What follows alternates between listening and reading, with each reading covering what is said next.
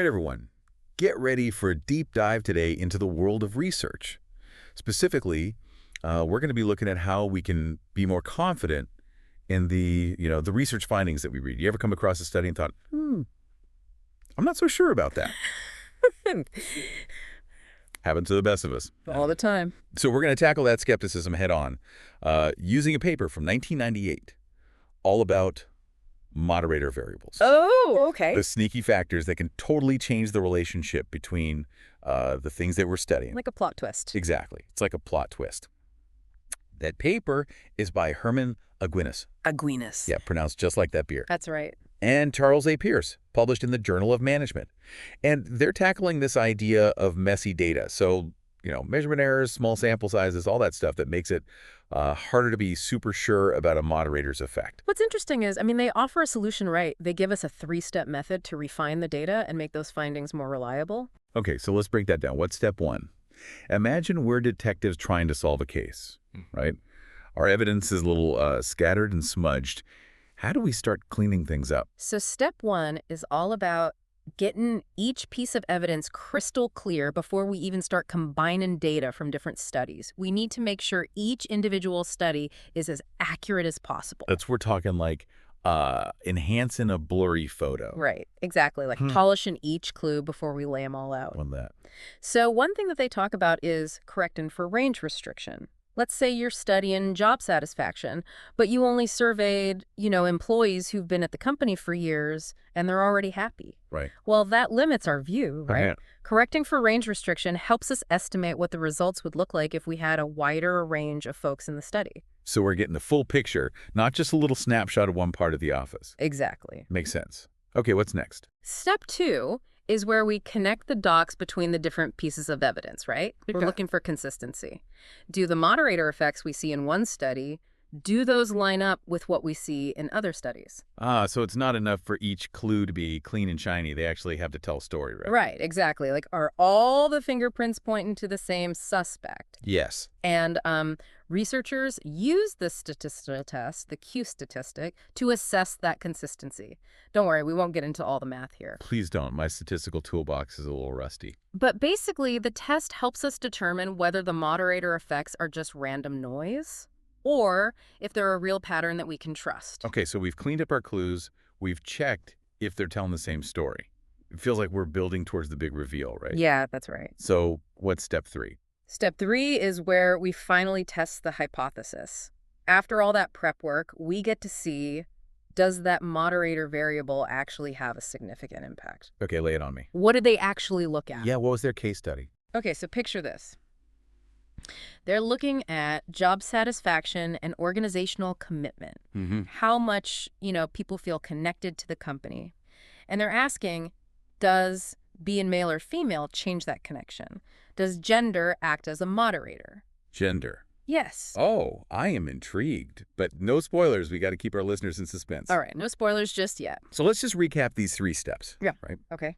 First, we meticulously clean up the data from each study. Then we look for that consistency across the different studies. And finally, we use that statistical analysis to really determine, is this moderator making a difference? Yes. And this is what makes it so valuable, It gives the reader more confidence in the findings. They can be more certain that the researchers have taken extra care to, account for those data quirks and biases that can skew the results. Well, it's like knowing that the detectives didn't just jump to conclusions. They carefully examined everything before making their case. Absolutely. I love that. Okay, are you ready? I'm ready. For the big reveal. Oh. We've laid the groundwork. What did Aguinas and Pierce uncover about gender as a moderator in the workplace? Okay. Hit me with it. Well, they actually use data from a meta-analysis that we've talked about before by Hunter and Schmidt. Oh, yeah. Remember that one? It looked at tons of data on job satisfaction and organizational commitment. I remember that one, yeah. So Aguinas and Pierce took that data and they used it to show us how their method works. So they're like really showing us the nuts and bolts here. Exactly. Okay, what happened when they applied that first step, cleaning up the data? So they went through all 10 studies that were included in Hunter and Schmidt's meta-analysis, and they corrected for things like range restriction. Right, making sure we're comparing apples to apples. Exactly right. Okay, and then what about step 2, looking for consistency? Well, that's where the Q statistic comes in, right? Helps us figure out if those patterns are consistent or just random. And guess what? The Q statistic showed that there was a statistically significant moderator effect for gender. Whoa, whoa, whoa. Back up. Statistically significant. What does that mean in plain English? It means that the results are strong enough that we can be pretty confident that they're not just due to chance. Okay. So gender wasn't just randomly messing with the relationship between job satisfaction and commitment. There was a real pattern there. A real consistent pattern. Okay, Okay. I'm following you. So we Yeah. got clean data, Yeah. consistent patterns. Time for the final verdict. What happened in step 3? Well, they actually tested 2 different hypotheses. Okay. First, they wanted to see if gender moderated the relationship between job satisfaction and organizational commitment. So does being more satisfied at your job lead to, feeling more committed to the company? And does that change based on gender? Yeah, exactly. And what they found was, Roll, please. yes, gender did moderate that relationship. Okay, so that's one mystery solved. Yeah. What about the second hypothesis? Well, the second one kind of flipped it around. They wanted to see if organizational commitment actually predicts job satisfaction. Okay, so the other way around. Does feeling connected to the company actually make people more satisfied with their jobs? And again, does gender play a role there? 2 sides of the same coin. Exactly. And for that one, What'd they find? they found a significant moderator effect there too. So gender impacts both how job satisfaction relates to commitment and how commitment relates to job satisfaction. Yes, it's starting to look like gender really does change the dynamics here. Okay, so that's super interesting. But I got to ask, what does it all mean? Like, what's the story behind these numbers? Okay, so here's where it gets really interesting. Okay. For men, a higher level of job satisfaction was a much stronger predictor of their commitment to the organization. Right. But for women, that connection wasn't quite as strong. So it's almost like those 2 things, satisfaction and commitment, they're linked differently in men's minds than in women's minds. That's right. Fascinating. What about the other way around? Commitment leading to satisfaction. Well, for both men and women, the more committed they were to the organization, the more satisfied they tended to be with their jobs. Makes sense. But that effect was even stronger for women. Interesting. So it's almost like they flipped. Yeah. Job satisfaction was a bigger driver of commitment for men, but commitment was a bigger driver of satisfaction for women. Right. Wow, that's a big difference. It is. It's like those 2 variables just totally switched places. Yeah, it really challenges this idea that there's like a one-size-fits-all approach to understanding these work attitudes. Gender adds this whole layer of complexity. Yeah, and I think it's so important to actually break that down, because otherwise it's just like these numbers and it's like, okay, statistically significant, but what does that mean for people? Right. So I appreciate you breaking that down for me so we can really understand it. But I'm also wondering, how much of this is really about gender itself and how much is it maybe about just the different experiences that men and women have in the workplace? That's a great question. And it brings up one of the limitations of this kind of research. Okay. We can say that gender is a moderator, but we can't necessarily say why. Right. Is it something inherent about being male or female? Or is it about, societal expectations or opportunities or discrimination? Right. It's a whole other research question. A whole other deep dive. Exactly. So we've uncovered this really cool pattern, but it's like you said, just the tip of the iceberg. Mm-hmm. There's always more to explore, which brings me to another question you mentioned earlier, that Aguinas and Pierce's 3-step method has some limitations. Right. What were those again? Well, they pointed out that it works best for what we call categorical moderator variables.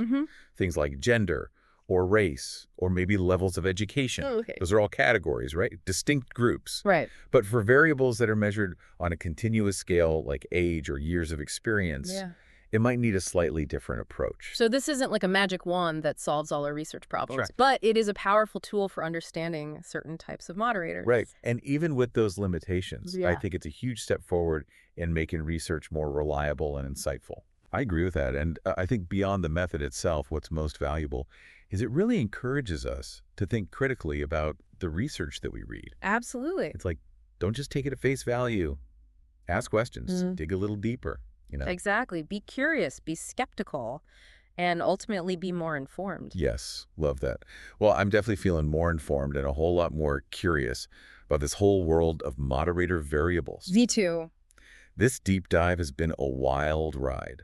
It's wild, right? How just one variable like gender can totally change how we think about job satisfaction and commitment. Yeah, it really shows how powerful moderators are. They can really change our assumptions, you know? What seems simple on the surface can get really complex when we add these hidden factors. It's like one of those magic eye pictures, you know. Yeah, You got to look just right to see the hidden image. Moderators are like those hidden images in research. They give us a whole new level of understanding. that's a great way to put it.